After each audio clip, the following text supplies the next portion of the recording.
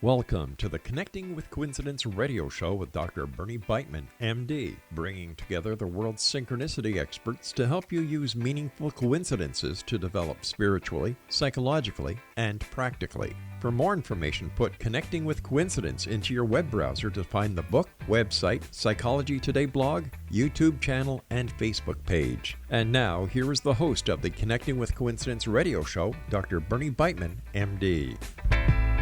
Welcome to Connecting with Coincidence. Yes, I am your host, Bernie Beitman, MD. I'm a psychiatrist in private practice and on the faculty at the University of Virginia. Carl Jung introduced the Western world to synchronicity, and the rock band The Police popularized the idea in their album, also called Synchronicity. They were followed by numerous books, articles, movies, and videos. Why this growing interest? Weird coincidences are messages to us earthlings about the true nature of reality, messages we can try to decode. They tell us that our minds are interconnected and are part of a greater mind that I call the psychosphere, that each of us has hidden powers and abilities. Look for their helpful advice, their evidence for deep connections with those you love. To learn more about this idea, put Connecting with Coincidence in your web browser to read my Psychology Today blog and my book, also called Connecting with Coincidence. To see how sensitive you are to coincidences, go to my website to take the Weird Coincidence Survey. Connect with Coincidence, Synchronicity Spoken Here. Our guest today is Bonnie McEneaney, who was a senior vice president at MasterCard Worldwide after beginning her career at American Express. In 2006, Bonnie retired from corporate life to spend more time with her family and work on several 9/11 related initiatives. Her late husband, Eamon McEneaney, a Cantor Fitzgerald Executive and a legendary member of the Lacrosse Hall of Fame, was killed in the 9/11 attacks. Bonnie is the author of the New York Times Bestseller, Messages, Signs, Visits, and Premonitions from Loved Ones Lost on 9/11, and was an executive producer of a TV special based on her book for the A&E network, also called Beyond Messages from 9/11. It was aired in 44 countries during the 10th anniversary week of 9/11. Messages also made the New York Times bestseller list for ebooks and remains a leading seller for the 9/11 books today. She continues to speak on inspirational topics related to spirituality and bereavement and has begun work on a screenplay based on the book. Additionally, Bonnie created a volume of her husband's poetry, A Bend in the Road, which sold out its 2 printings. Bonnie is past recipient of the YMCA Woman of the Year and is board member of Voices of September 11th. Welcome to the show, Bonnie. Thank you so much for having me, Bernie. And thank you for being on with me, Bonnie. You contacted me a while ago because you thought you could help me with the development of coincidence studies. Being on the radio with me is a very concrete step in that direction.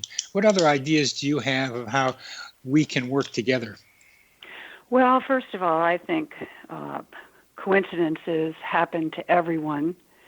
People can choose to acknowledge them or ignore them, but I think it's important to understand that they can be clues from the universe that help guide us along our life's journey if you're receptive to that concept. And I think through my research in interviewing over 200 family members of victims and friends of victims of 9/11, and subsequently hundreds more. The vast majority of them, when they experience what we call a synchronistic event, have a beneficial aspect of it in the sense of whatever they believe the meaning is to them, it's a positive for them in terms of their life in general. And so I think my work can help you by validating the notion that coincidences themselves are more than just random events. they actually do have meaning that can be beneficial to the person experiencing them. That's the key point that you state and I have been doing for quite a long time, is that coincidences, meaningful coincidences, synchronicities can be helpful in our life's journey. And what you've done within the horror of 9/11 and all the losses you and others have sustained is that synchronicities, coincidences can be helpful in the grieving process. Yes, that's very true, because without exception, anybody that I interviewed who believed that they experienced a sign and it was a form of coincidence from the individual who they lost, that made them feel better, simply enough. They believed that they were still connected to that individual. And when you think about it, there's no stronger force in the universe than love. And perhaps love is the only force that can transcend the divide and keep people connected, even if they pass on to the other side. You know, I mean, there's a lot of religious connotation to this, but if you separate that out and just think of it as blanket spirituality, it really is whatever the individual believes is happening to them and the interpretation they place on the event itself. I wanted to comment, there are several forms of coincidences, synchronistic events that I experienced in doing my work with other people. And they come in the form of premonitions, they come in the form of signs, more specifically, and other types of occurrences, nature-related phenomena, electricity-related phenomena, finding coins with specific dates that have meaning. There's a vast majority of types of events that fall under this category. But I wanted to mention premonitions. Before 9/11, many people had premonitions that perhaps their life would be cut short or something would occur that was not in their best interest, causing acute anxiety. And when you look at Webster's definition of a coincidence, so to speak, they include a mental image of an unexpected event before it happens. So that, to me, is a premonition.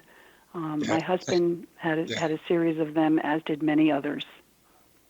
Yes. And the title of your book includes premonitions.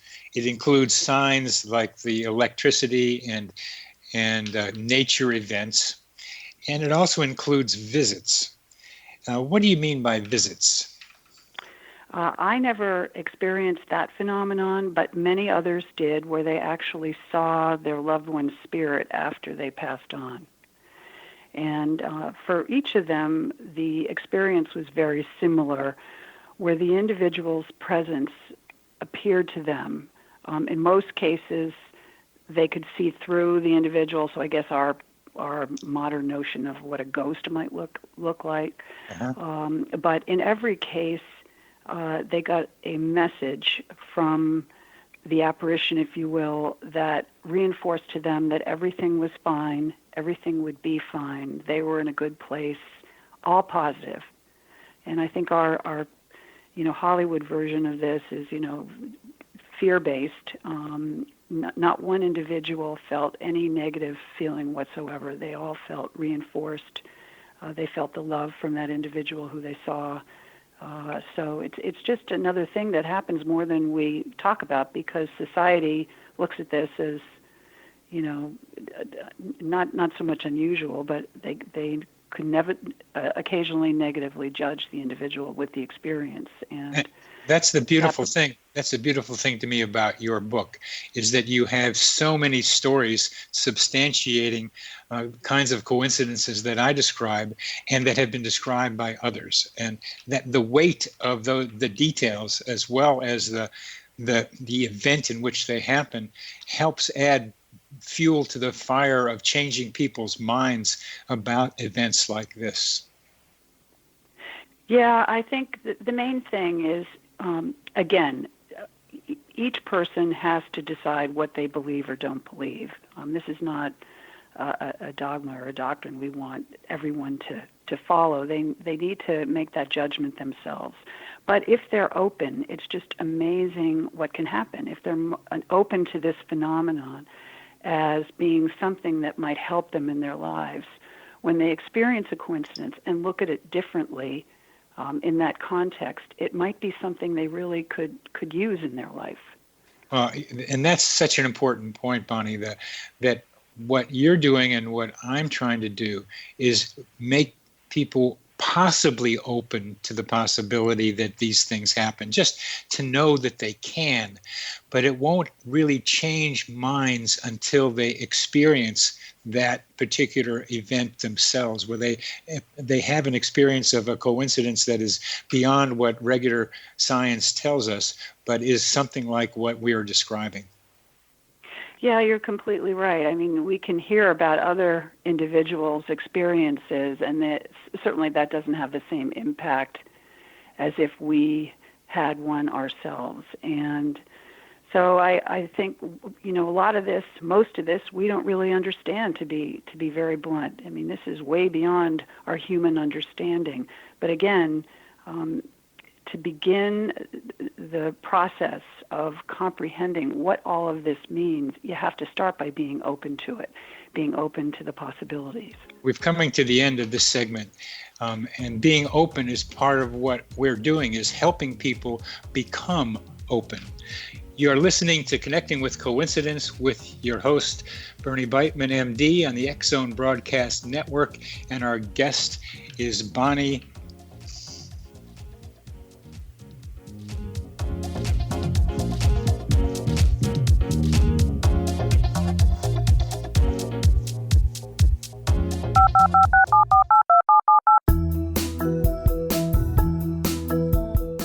Did you know that when you're on the road with limited data or Wi-Fi, you can still listen to the X-Zone Radio Show with Rob McConnell, The Science of Magic with Gwilda Wiyaka, X-1, Dimension X, Space Patrol, and every minute of the X-Zone Broadcast Network by calling 213-401-0080, courtesy of Audio Now. No smartphone, app, or internet needed. It saves your data plan, and it's free if you have unlimited minutes.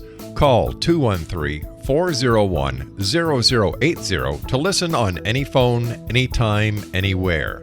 Remember 213-401-0080 for the best of the paranormal, parapsychology, and sci-fi radio programming anywhere, 24/7, 365.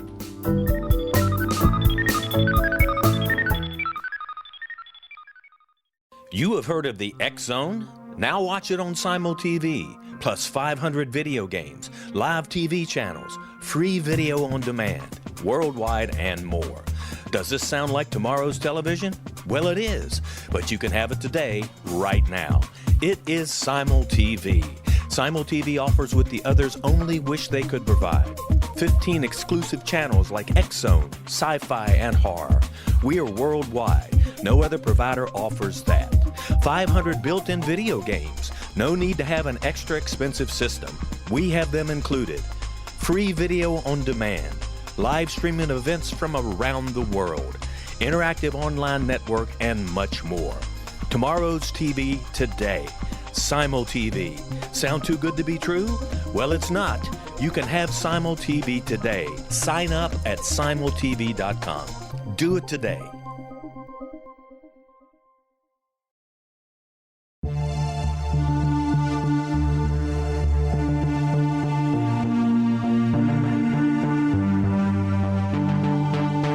We live in rapidly shifting times of extreme volatility and uncertainty. Such profound change brings a unique opportunity for the evolution of consciousness. I'm Gwilda Wiyaka, host of Mission Evolution Radio Show, a program that explores the latest scientific developments and deepening spiritual truths supporting human evolution.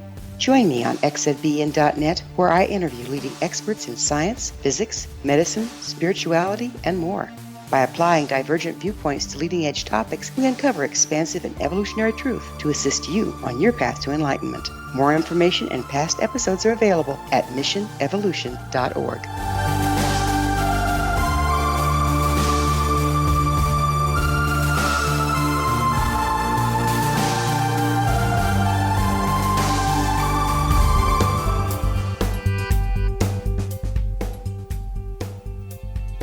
Well, welcome back to Connecting with Coincidence. I'm your host, Dr. Bernie Beitman, MD, and our guest is Bonnie McEneaney, who is the author of Messages, a book about the 200 or so people she interviewed about the impact of 9/11 losses on them. So Bonnie, we've been talking about generally about things, but why don't you tell us about your coin experience that got you into doing what you're doing now? Well, I had many profound experiences, and I have to begin by saying I was a relative skeptic of all of this prior to the beginning of my own journey in this subject area. So my husband, Eamon McEneaney, was a Cantor Fitzgerald employee who perished in the North Tower on the 105th floor. And he had a series of premonitions leading up to September 11th that he knew he wasn't going to be around much longer, that his life was coming to a close, which when he communicated that to me, I thought, he was falling into some sort of depression. And I didn't realize that he was picking up some form of energy that was giving him that knowledge. He didn't have the specific details. So the Sunday before September 11th was the premiere of that wonderful I'm going to interrupt you here because we both know the story, but some form of energy. What do you think that might be now after all these interviews and discussions with people? I don't know. I certainly don't understand it, but I do know that there is a common denominator of tension that occurred across many people shortly before September 11th occurred. People's behavior started to change. Their spouses or significant others would say that they seemed tense. It appeared in their writings with regard to some of these individuals. Or they actually, in the case of my husband, spoke about the fact that they knew they wouldn't be around much longer. So what was that energy? Were they picking up the movements of the terrorists in the field as they planned the attacks? Were they getting guidance from a higher power? I absolutely don't know, but clearly something was going on. The way you describe it, I see a cloud of a different form of energy vibration that is like going through everybody, and somehow it targets the people who are about to be affected. But please continue with what happened with the coin. Yeah, and we can certainly go back to this because I think it deserves more conversation. Oh yeah. So anyway, the Spielberg wonderful miniseries Band of Brothers premiered the Sunday before 9/11. So what was that? September 9th, I guess. And the episode that we were watching revolved around D-Day, June 6, 1944, where these young guys from Company E, they're paratroopers, parachuted out of the planes down into Normandy. And my husband turned to me and he said, many of those young boys were only 17 years old. He said, they probably were terrified. I want you to know that I'm prepared for my death. I can handle it now. And it was really the last serious exchange we had before he died. And I just thought, oh my God, I didn't know what was happening. What was happening to him? It was a very emotional exchange.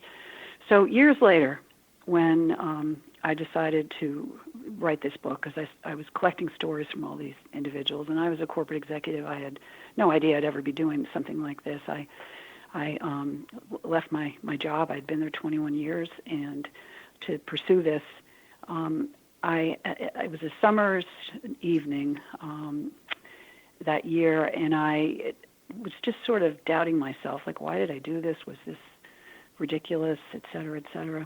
And I was having dinner with a number of people at a local golf club. We were outside, and as you know, in these clubs, the money isn't exchanged. People sign for their meals or whatever.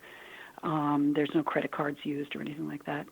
So we were sitting there, and we were talking about the subject of my book, and specifically finding coins as a message from a departed loved one. And one of the individuals there, who actually worked in the U.S. government, pulled out a card, and on it were a number of dimes that were taped to it, that he said he found after the death of his father, and he knew it was his father communicating with him. So that was the nature of the conversation. And I had started it out by telling them about the D-Day conversation I had with Eamon and how amazing it was, his premonition, or series of premonitions he had. So it was time to order, and the waiters come, and they give us these big leather menus, and we're still talking. And someone said, we better order. They're going to close the kitchen. So I opened my menu, and the person next to me looked down, had this surprised look in his face. I looked down myself, and there was a penny in the middle of my menu. And people, because the conversation had been about that, and these waiters couldn't have heard us, they were way over in the corner, we were all kind of startled. And somebody said, well, what does it say on it? What's the date? And I picked the penny up, and it was 1944, the same year as D-Day. I almost fell off my chair. It was one of the most emotional experiences I ever had with regard to this subject matter, because I knew right then and there this was a message to keep going. First of all, 1944 pennies are out of circulation, let alone finding one in your menu when you're talking about it. There you go. Yeah, and that's a life-changing coincidence to find it in there. Just even thinking about the waiters overhearing your conversation, because it's going to be impossible for them to come up with a coin like that. That's right. It was a wheat penny, with the wheat around. I don't know. And I, of course, being a skeptic, I started to say, well, maybe somebody had a coin collection. They were showing the coins at dinner, and one got stuck in the. Crazy stuff. It was clearly a sign. And so, when I say that if you're open to these events when they occur, and you find meaning in them, I think that's a wonderful thing if that meaning is positive and can help you along your life's journey. There's a slight difference in our thinking here that I want to point out. Being open. Being open is not something that everybody is, but there are people who are on the bridge of being open, who may possibly be open. Sometimes they become open when something very dramatic happens, and they've been skeptical. A story of a skeptic who was about to get married, and a dead radio came on in a way that was very meaningful to both him and his about to be bride. And that didn't even change his mind very much. He still had to make his living as a skeptic. But he did have to think about it, because there was no good explanation for it, just like with your penny. So there can be dramatic ones, but the coincidences that people in regular life feel are generally less dramatic than that. And stories like yours will make them open more to the possibility that something else is going on. Well, I hope so. I'll give you another example with coins. So Joanne Kelly lost her husband, Jimmy Kelly, a wonderful guy who worked with my husband. And Joanne had all sorts of things happen. I document them in messages in my book.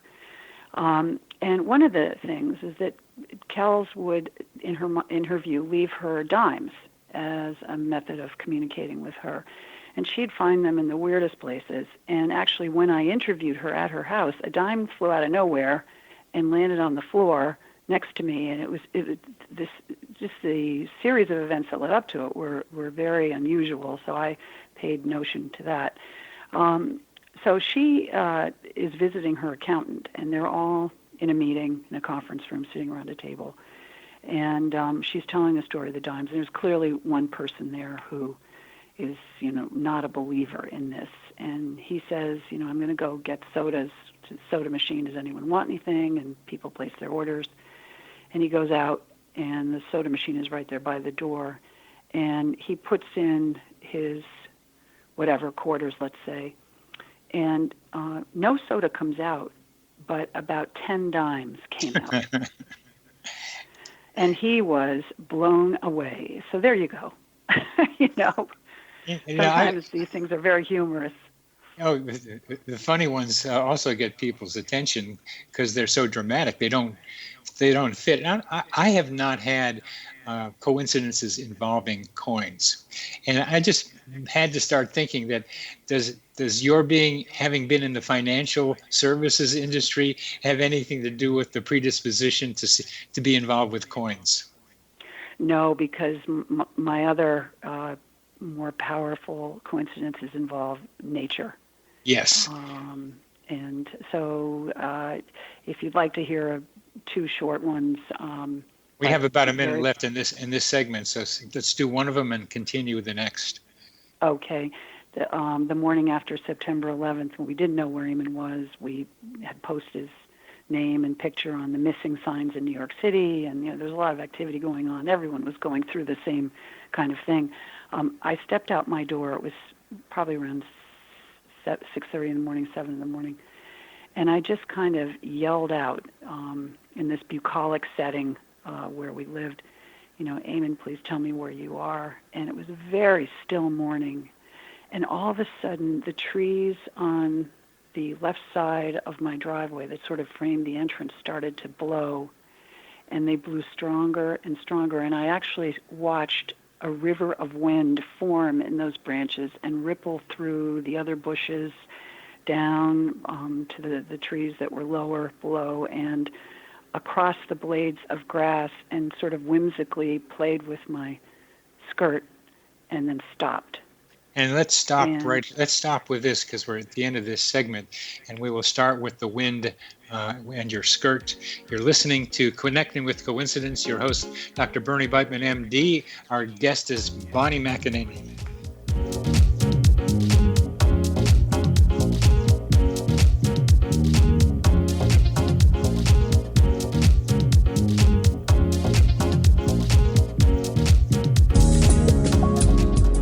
From our broadcast studios in Hamilton, Ontario, Canada, to the world and beyond, you're watching the X-Zone Broadcast Network, www.xzbn.net.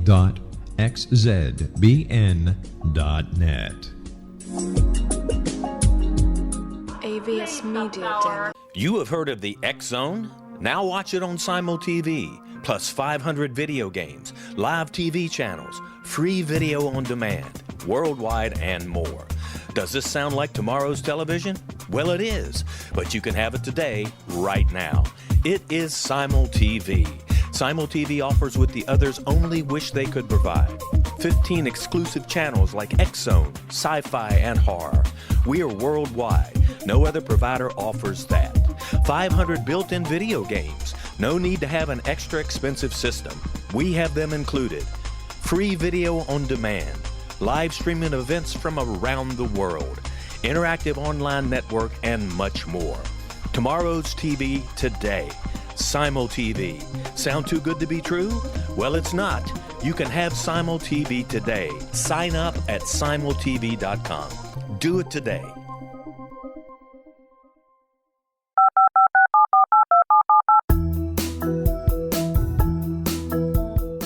Did you know that when you're on the road with limited data or Wi-Fi, you can still listen to the X-Zone Radio Show with Rob McConnell, The Science of Magic with Gwilda Wiyaka, X-1, Dimension X, Space Patrol, and every minute of the X-Zone Broadcast Network by calling 213-401-0080, courtesy of Audio Now.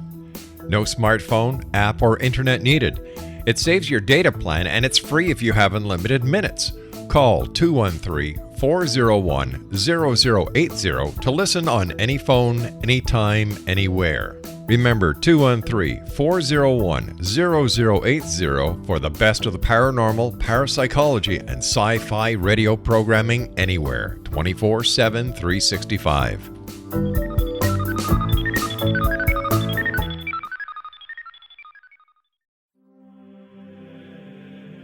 Rob McConnell here, presenting an overview for Nicholas Paul Jennings, author of a fascinating book, Amen. It presents facts revealed by Egyptologists, facts that enable us to understand why Amen is the beginning of creation of God. It provides recommendations for religious leaders of the major religions to unify their beliefs and teach the Word of God. Love one another. Amen informs people how mankind conceived God. It was the Egyptians that developed the concepts of a soul, a hereafter, and Son of God. And finally, after the worship of many gods, they conceived the belief in one universal God, the maker of all there is. For more information, visit www.futureofgodamen.com. That's www.futureofgodamen.com.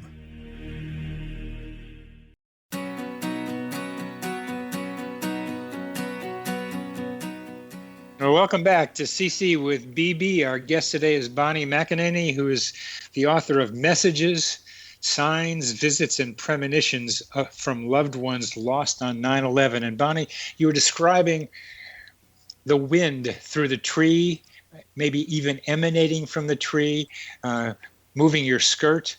And then what happened? It stopped, and it was as still as when I first stepped out that door.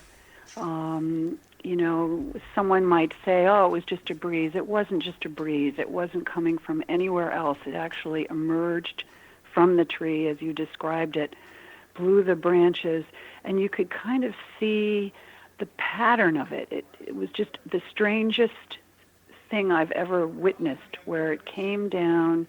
If you think of how heat emanates from asphalt in the summer and it blurs, it was almost that kind of flowing image that came through the plants, across the tops of the flowers, and then this pattern across the grass, and just blew my skirt gently and stopped. But it was the before and after. It was equally still, equally peaceful. You know, this was at a house where, you know, there's a lot of land between the homes. So it's a very, very, very much a bucolic natural setting. And, you know, what I realized after that occurred was that he was gone. And there was no reason to even doubt it. I had people, you know, so many people in my house, family members and great friends, you know, making phone calls and other things. And they started up at the crack of dawn, and there were some already there beginning the morning. And, you know, we were searching for him, trying to follow every clue, every rumor. And I went in and I said, we should stop because he's gone.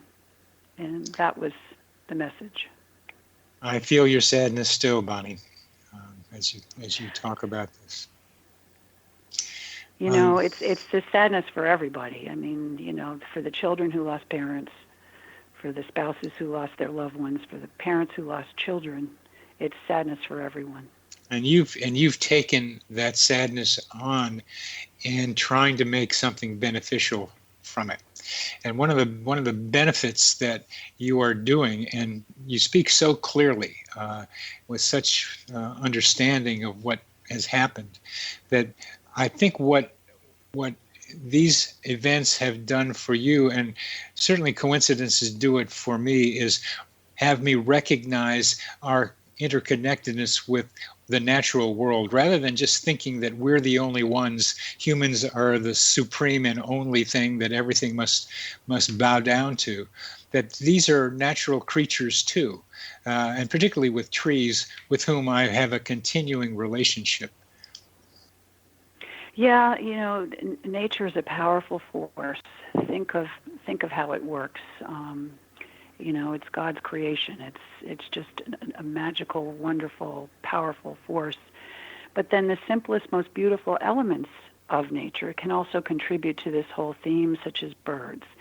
And I remind you of a story of a young boy who lost his mother on 9/11. And he was in a packed cathedral giving a eulogy for her. And right in the middle of the eulogy, a little bird flew down from the rafters and landed on his shoulder. And of course, everybody, you know, was just shocked by that, observing this and the power of the spiritual presence.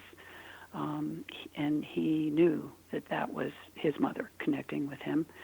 You know, I had an... And I love that. I love that story because I had one told to me about a woman who lost her infant at 5 days, and she was at a brunch outdoors around that a little afterwards, and a tiny bird landed on her breast and would not go away. It just stayed there. Just stayed there and just stayed there. It just stayed there. And then finally she shooed the bird away, and with that, at least a good part of her grief disappeared. Well, that's a perfect example of what I talk about. And let's discuss grief for a minute, the bereavement process. In our society, we are told time will heal. You can go to therapy, group therapy, whatever you need. You can, do whatever you have to do, but that pain can be unbearable and it can be crippling. And just thinking that time will heal and accepting the fact the person is gone is not easy for many people. No. And so what if you say, well, the person really isn't gone. They've just transformed. They've crossed over. Because you love them, you will always be connected with them. And through means that we don't understand from time to time, they will communicate with you through signs, through other means, that just to let you know that they're in a better place. They're looking out for you. If someone is your mother, they're always your mother. And just because you don't see them anymore doesn't mean they stop being your mother or your child or your spouse or your sister or your brother. So when individuals have experiences like your woman with the bird on her pocket who went through obviously a devastating experience losing that child, the fact she now believes that perhaps that child is okay and has communicated with her will lift her from the abyss, I hope, that she's been in. It was a step in the grieving process. And I've mentioned to you that a psychiatrist friend of mine has done a lot of work with grief. She has developed a form of therapy. She lives in New York City, a form of therapy that is to help alleviate the grief in people who have lost loved ones. And I've tried to connect her with you now a couple of times by sending her a link to your documentary as well as a link to your book. And I have not heard from her. I've talked with her about coincidences, and she was very interested in it. But I wonder how she could somehow also add, because she's very open to a lot of things, add what you're bringing to the world about grief. I wonder if I don't know how to pursue that any further with her. Perhaps I'll just contact her if I give me the contact information. Let's do that. Now let's go back to more nature stories because you've had a bunch of them. One of them in your documentary is a woman driving along and seeing water spurting up into the air. You have a photograph in your book of a 4-year-old girl having a beam of light on her. These are remarkable stories that people report or even have seen. You can see it on that photograph in your book. What other kinds of stories are there? And we want to get into more of the nature of grief and also some understanding of how these things happen. Well, there's so many different stories. When you in addition to coins and birds, I think about and the phenomenon of nature. You mentioned specifically the little sort of spurts of water that were occurring when the woman was driving by. That was Alison Crowther, and her son Wells Crowther was the man in the red bandana who's been written about. He was a young boy not so young, I suppose, but a younger boy that was working at, I forget which brokerage house, but he wanted to be a member of the FDNY, the Fire Department of the City of New York. He was a volunteer firefighter. That's what he really loved, but he was doing his work in the brokerage firm. And when 9/11 happened, he actually saved a number of lives and then died himself. But prior to, he had this sense of anxiety. Something he wrote indicated he was sort of concerned about his life. And his mother had a premonition. I believe it was the morning of 9/11, driving by that base of water. I think it was a reservoir, and experiencing the strange patterns of the water, and she had a sense of foreboding herself. So that's more on the premonition side. On the nature side, I can tell you the story of the blue heron. Yeah. So blue herons were always very special to my father, who has passed away, and my husband. And my parents had a home in Florida, and there was a blue heron that used to always be in front of their house. They were on the water. And one Christmas, my husband bought my father a crystal replica of a blue heron, and just a very special bird. And so in February of 2000, I'm trying to remember now, 2002, so many months after September 11th, I was at a 9/11 meeting in a neighboring town. It was a very cold, wintry day, the snow and ice and wind blowing. And there was a knock at the door, and it was my pastor and the head of our police department in my town. And they came to tell me that they had found my husband's remains. And so I was in shock, and I went with the pastor in his car. He was going to drive me home, and he took a detour into our local cemetery. We only have one in our town. Very beautiful place. And as I mentioned, the weather was just, really, really the sort of typical winter's day, so to speak. And just as we drove in the cemetery, this huge bird flew down from the sky and landed in front of our car, and it was a great blue heron. Yeah. And Yeah. Yeah, and the Pulse massacre in Florida, 49 people died, and somebody took a photograph of birds flying over the funeral, and there were 49 birds there. There's something about birds trying to tell us something. Are they like butterflies' souls? Are they connected to us? We've coming to the end of this segment. You are listening to Connecting with Coincidence with your host, Dr. Bernie Beitman, MD, on the X-Zone Broadcast Network. And our guest is Bonnie McEneaney, author of Messages.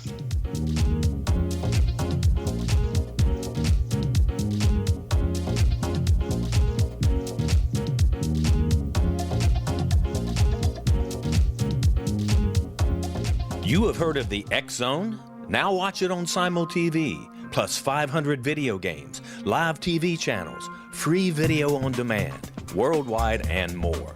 Does this sound like tomorrow's television? Well, it is, but you can have it today, right now. It is Simul TV.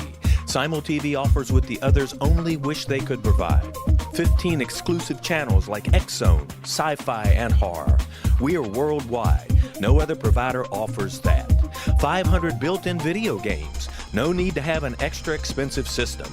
We have them included. Free video on demand. Live streaming events from around the world. Interactive online network, and much more. Tomorrow's TV today. Simul TV. Sound too good to be true? Well, it's not. You can have Simul TV today. Sign up at simultv.com. Do it today. The new nonfiction book, Razor of Madness, is similar to cult movies like Clockwork Orange, Dragon's Tattoo, or The Other Side of Hell. Wayne Morin Jr. and Thomas Lee Howell expose widespread and systematic deficiencies in this thought-provoking tell-all novel. Mind control rages among scholars in law schools. Human rights are ignored while thought reform and mental manipulation are accepted practices used as behavior modification. Dr. Louis Jolyon West comes to mind. Media and public scrutiny shows that United States mental hospitals are in fact destructive murder industries. Razor of Madness expose novel details this epidemic through an in-depth professional and personal investigation. For decades, there has been a revolving door policy that still releases killers and pedophiles back into society. The maestro of mind control continues to haunt America to this very day. Razor of Madness is available in paperback or as a downloadable ebook at Amazon.com.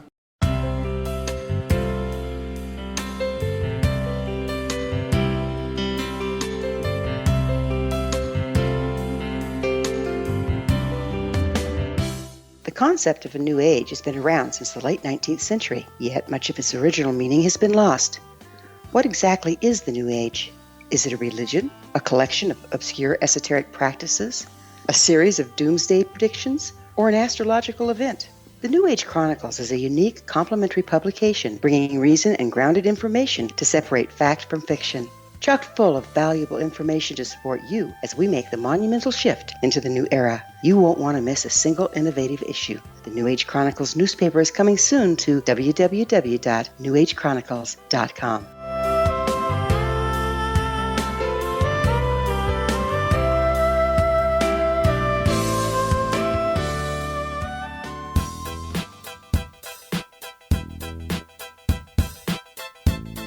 Welcome back to CC with BB, and our guest today is Bonnie McEneaney, author of Messages, Signs, Visits, and Premonitions from Loved Ones Lost on 9/11. This is a bestseller, Bonnie. You've had a documentary on A&E about this book, with this book, and you're planning a screenplay. So you have a wonderfully large view of what those experiences and your experience with them can do out there in the world. Tell us about the impact what you're doing is having. Well, I think going back to some of the things we already talked about, the bereavement process and how many people just can't seem to get through it. It's as we know, we will all experience grief. Many of us have experienced multiple times. I mean, it all depends on numerous factors, on when you lose a loved one or a friend or whatever. But the one thing that's clear is it's a difficult process, and when you start to look at it differently, and if you can embrace some of the things we've discussed on retaining that connection with the person who passed on by having an experience that indicates to you that you've received a message from them, can be one of the most rehabilitating things that happen along the process, getting you out of the darkness into the light, so to speak. And that is that feeling is a love. Love connects. Love connects despite the fact of death. Yeah, well, the two most powerful forces, time and love, they're both invisible. And love, which is really more the focus of this conversation, is what keeps us connected forever. Regardless if we can see that person or not when they pass on, that love keeps us connected. And that's what I think an individual needs to know when they lose a loved one, as opposed to the fact that or the belief that they're gone forever, and trying to wrap their human minds around that concept, which is extremely difficult to do. Because? Well, because the loss itself is so devastating. You lose someone that you love very much. They're no longer in your life. To try to achieve balance again is not easy. I mean, we all have to do it, and, we do our best. But if there's another way, another tool that will help us regain our normal life after a devastating loss, we should embrace it. And in this case, I think just being open to the notion that you might still be connected to that person, I have found through all my interviews, has been incredibly positive for individuals who've experienced losses. In order to accept that feeling of love with still continuing with the departed person, the people have to put that in a broader context usually. And that gets us to somehow trying to explain the events that you're describing. Yeah, and I also say some things we just can't explain. Uh-huh. We always want to know the reason for why something happened. That's just that's us. A natural, yeah. It's just the way things are. But some things we just can't explain. So it's up to the individual whether or not they want to accept that scenario they can't explain or not. And I guess what we're talking about is if something happens that leads them to believe that they've received a message, or the coincidence, the synchronistic event that might guide them give them a clue on a direction they need to take or reinforce something that they're trying to do, we have a choice. We can either fight it and say, oh no, it's just, a random event, or we can say maybe. And, this conversation is not trying to convince anyone of anything. It's just saying, this is the evidence. You can choose to believe what you want. And one way to do that is if there is a clue to something someone might need to do, and they follow that clue, that can be evidence that there's something else going on. That's right. That's exactly right. So we're suggesting that people test out the idea that there can be communications, there can be messages, not only directly from departed loved ones, but from nature around us in other parts of our lives. That's exactly right. And, if you feel better as a result of your experience, what's wrong with that? Seriously, right? Well, I do that with drugs, which sometimes I give people. They feel better. That's good. I like it better when I can do it in psychotherapy. But if they're feeling better, that's because that's what I ask them. That's what all of us really want, is that feeling of well-being, or get some feeling of well-being. It's a goal for us humans. And coincidences like the ones you're describing and ones outside of the grieving process can be helpful in doing that. And I remain curious about how things work. And so I like to gather explanations. And you do have some form of explanation gathering in your mind. I can hear it. It's just not complete and never will be. But we can make incremental steps towards understanding this phenomenon, or at least trying to. Yeah, well, let's go back to this notion of premonitions. Okay. Abraham Lincoln dreamt that someone was lying in state in the East Room of the White House, and he asked a soldier, "Who is that?" And the soldier replied, "It's the president." This was days before he was assassinated. Caesar was told by a soothsayer, "Beware the Ides of March," and his wife dreamt that he was lying in blood the night before his death. So these kinds of premonitions, these dreams that have predicted something have occurred, throughout history. We know that. So, individuals before 9/11, the feelings of anxiety, the dreams, there are a number of people who dreamt.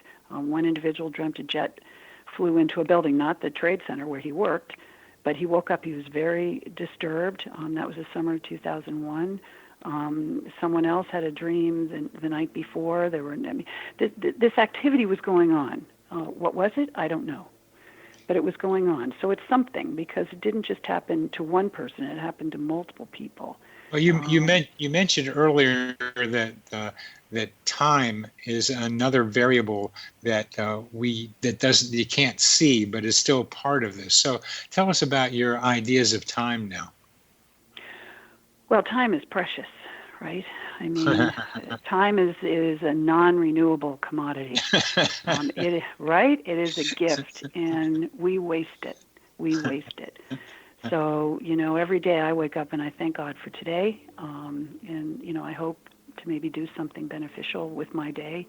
All of this type of work and the screenplay that we're working on now, to sort of potentially share these views with a broader audience, are meant to help people, to give them ideas through example, through evidence that could ultimately allow them to improve their own lives when they go through something devastating. So, time is invisible, just like love, and they're both equally powerful.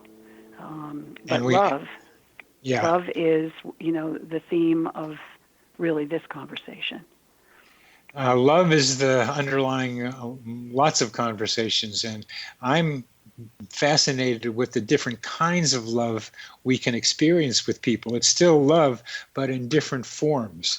And to be able to love multiple people in multiple variations that love implies and has within it is part of what I am also trying to do with the time that I have. Yes, I think you're doing fantastic work, and I really encourage this. I think it's breakthrough. I think, Jung began the sort of further development of synchronicity and what that meant, but you're carrying on sort of as the modern Jung.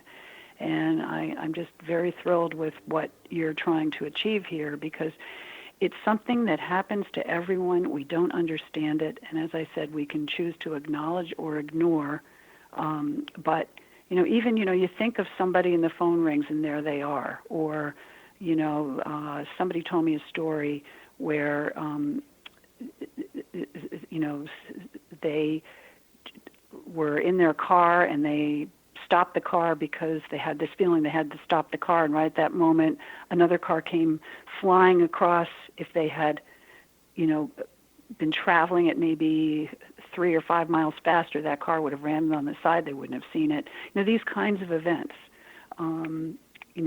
follow your intuition. You're getting messages, you're getting clues through your intuition of what action you should or shouldn't take. We are all capable of receiving this information and acting on it if we choose to. Developing intuition is a big part of what we're talking about as you're mentioning it here, being able to look for inner guidance. And I've spoken with other people who try to help people develop their intuition. It isn't as simple as saying follow your intuition, because sometimes those internal impulses or urges aren't in your best interest. But we can leave that for another time as we come to the end of this show. But synchronicity, coincidences are a way of helping us develop that intuition, our own intuition, and make sense out of it by testing it out, by testing out our inner promptings. Bonnie, it's been a delight talking with you, and I want to continue our conversation. Thank you so much, Bernie. You've been listening to, you're welcome, Bonnie. You've been listening to Connecting with Coincidence with your host, Bernie Beitman, MD, and our guest has been Bonnie McEneaney.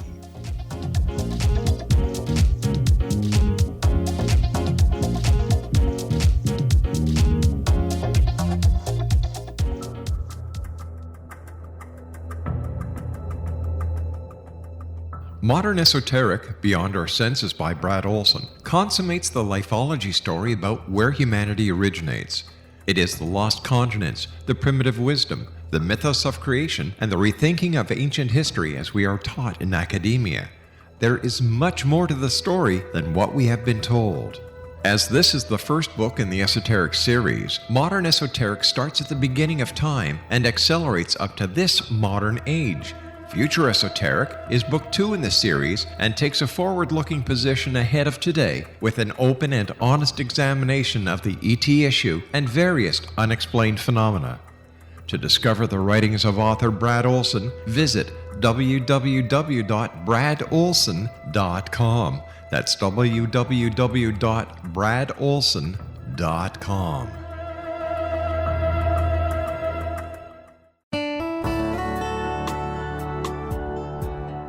Are you or is someone you know struggling with addictions, depression, anxiety, relationships, low self-esteem, lack of confidence, grief, success, and prosperity? Do you know that your subconscious belief plays a big role in the outcome of your hard work? We can help you permanently change the beliefs that may be the reason for your struggles and failures. We care about getting you the return on your investment and the results you are looking for. We can help you be free of the limitations of your past and in realizing your highest potential. We work with people by phone and Skype. For more information, visit us at www.ritasoman.com. That's www.ritasoman.com.